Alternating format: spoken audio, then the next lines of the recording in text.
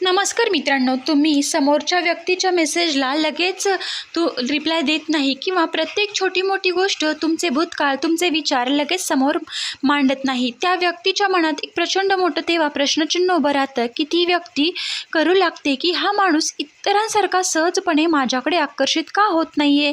आयुष्यात असं काय आहे ते माझ्यापेक्षाही जास्त महत्त्वाचं आहे. ही गूढ शांतता तुमच्याबद्दल समोरच्याच्या मनात एक अत्यंत खास आणि आदरयुक्त जागा निर्माण करते.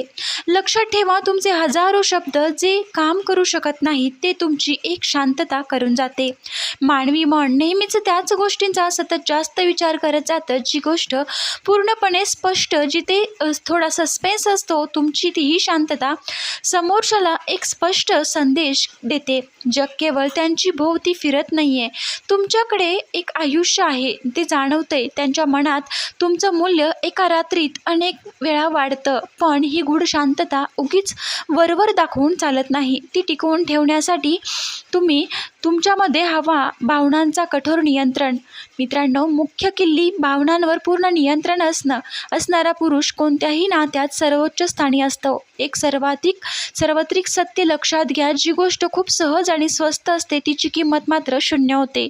बऱ्याचदा समोरची व्यक्ती तुमची परीक्षा घेण्यासाठी, तुमची लायकी तपासण्यासाठी जाणून बुजून उशिरा रिप्लाय देते. तुमच्याकडे दुर्लक्ष किंवा तुम्हाला चिडवण्याचा प्रयत्न करते. त्या फक्त हे पाहू इच्छित असतात की माझ्या वागण्यावर अवलंबून आहे की तो स्वतःच्या आयुष्यात एक मजबूत न डगमगणारा आधारस्तंभ आहे. मित्रांनो, न घाबरता रागवलात का किंवा नाराज होऊन काय झालं, रिप्लाय का देत नाही आहेस, उगाच प्रश्न विचारू लागतात, तर तुम्ही त्या परीक्षेत फेल झालात. आकर्षण तिथेच संपतं. या उलट एक आत्मविश्वास नियंत्रित पुरुष अत्यंत शांत, आणि कारण त्याला माहीत असतं की तो आनंद, त्याचा मूड कोणाच्याही वागण्यावर किंवा बोलण्यावर ठरत नाही.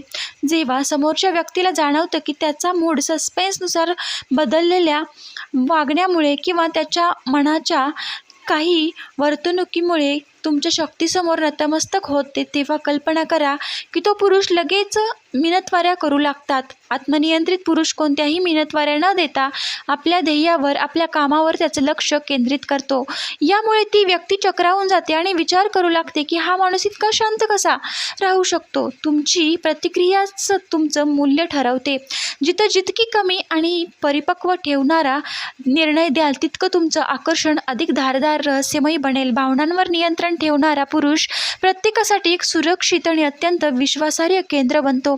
आता या भावनांवर नियंत्रण ठेवणाऱ्या पुरुषाला आपल्या मर्यादा स्पष्ट करता आल्या पाहिजेत. जो आहे आपला नियम. दुसरा म्हणजे नाही म्हणण्याची ताकद. मित्रांनो, ज्या पुरुषाला स्वतःच्या आयुष्यात कोणत्याही मर्यादा नसतात, त्यांना तुम्हाला नाही म्हणताना भीती वाटते. कुठे ती व्यक्ती, त्यांना हे जग आणि ती व्यक्ती नेहमीच हलक्यात घेते.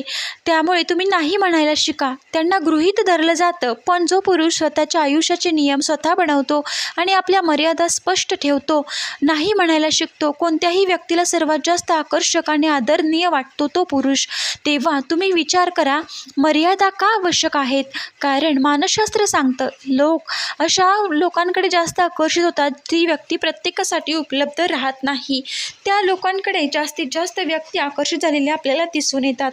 जर तुम्ही प्रत्येकालाच हो म्हणत असाल, प्रत्येकासाठी तुम्ही अवेलेबल राहत असाल, तर प्रत्येक मागणीवर तुम्ही लगेच तडजोड करत असाल, तर स्वतःचा वेळ मारून समोरच्या सोयीनुसार तुम्ही त्याच्या पुढे धावत असाल, तर तुमच्या स्वतःचं मूल्य तुम्ही स्वतः कमी करताय.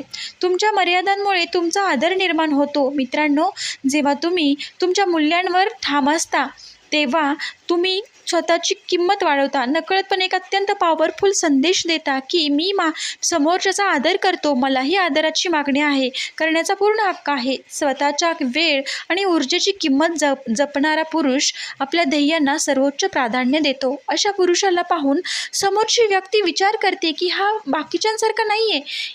याला मिळवण्यासाठी, याच्या आयुष्यात एक जागा मिळवण्यासाठी स्वतःला सिद्ध करावं लागेल, प्रयत्न करावे लागतील, आणि हाच निसर्गाचा सुवर्ण नियम आहे.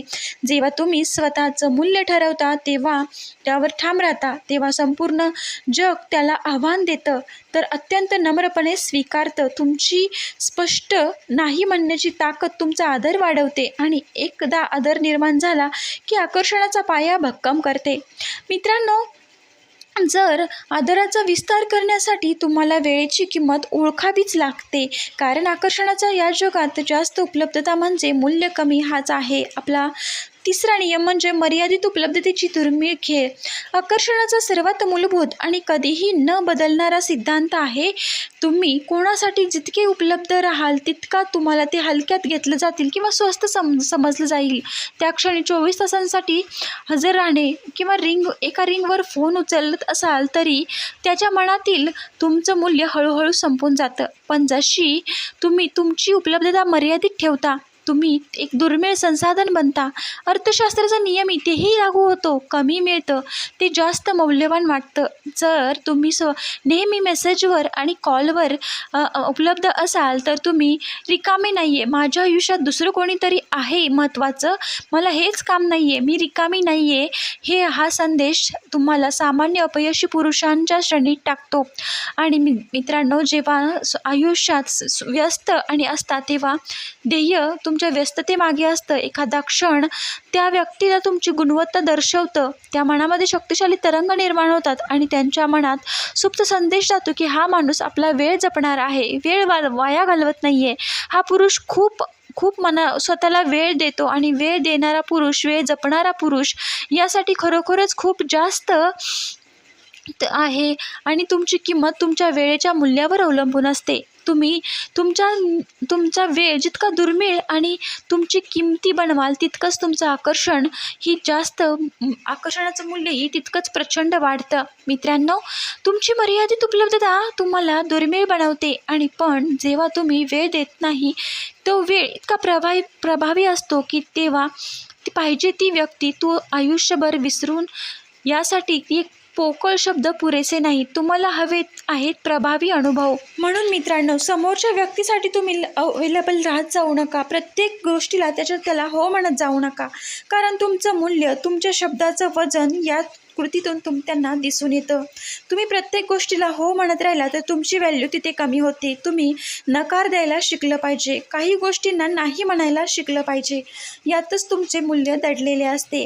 मित्रांनो, व्हिडिओ तुम्हाला कसा वाटला मला नक्की सांगा. आवडला असेल तर लाईक करा, शेअर करा आणि चॅनलला सबस्क्राईब करायला विसरू नका. व्हिडिओ पूर्ण पाहिल्याबद्दल तुम्हा सर्वांचे मनापासून धन्यवाद आणि असं आपल्या चॅनलला भरभरून सपोर्ट करा. पुन्हा भेटूया नवीन एका व्हिडिओसोबत. तोपर्यंत सर्वांना श्री स्वामी समर्थ. असं आपल्या चॅनलशी नवनवीन व्हिडिओ पाहण्यासाठी आपल्या चॅनलला नक्की कनेक्ट व्हा आणि असेच आपल्या चॅनलशी